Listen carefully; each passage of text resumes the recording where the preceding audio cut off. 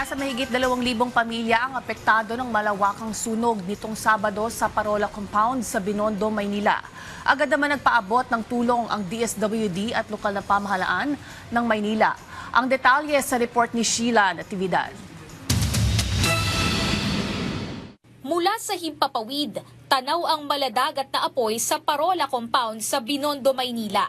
Sumiklab ang sunog dakong alas 3:30 ng hapon nitong Sabado, May 23, sa Delpan Area Barangay 275, Zone 25. Makikita ang malawakang pagkasira sa ilang bahagi ng parola. Ito yung bahagi ng parola sa may Binondo sa Maynila kung saan sumiklab ang sunog. Kung makikita ninyo sa aking likuran, ay ito na kasalukuyang sitwasyon dito sa parola kung saan may makikita pang usok mula doon sa mga bagay na natupok ng apoy.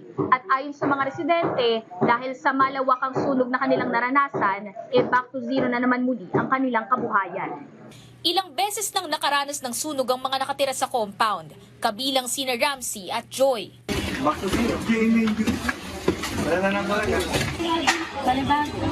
Simula ulit. Itinaas ang alarma hanggang Task Force Charlie at naideklarang fire out. Mahigit 2,000 pamilya o aabot sa 7,000 individual ang apektado ng malawakang sunog. Kasama rin sa tinamaan ang humigit kumulang 1,266 na istruktura na naitala bilang tuluyang nasira dahil sa sunog. Sa kasalukuyan, nasa 500 pamilya ang lumikas sa Delpan Evacuation Center. Agad namang rumesponde ang lokal na pamahalaan ng Maynila at ang Department of Social Welfare and Development kung saan namahagi ng ready-to-eat food boxes para sa mga pamilyang naapektuhan ng sunog. Ngayon, namigay tayo ng ready-to-eat food. May parating din tayo ng mga non-food items katulad ng kitchen kit at saka sleeping kits. Parating po yan para po sa ating mga 2,134 ng mga affected families ng sunog kahapon. Samantala, naghahanda rin ang lokal na pamahalaan ng Maynila ng pinansyal na tulong para sa mga apektado ng sunog.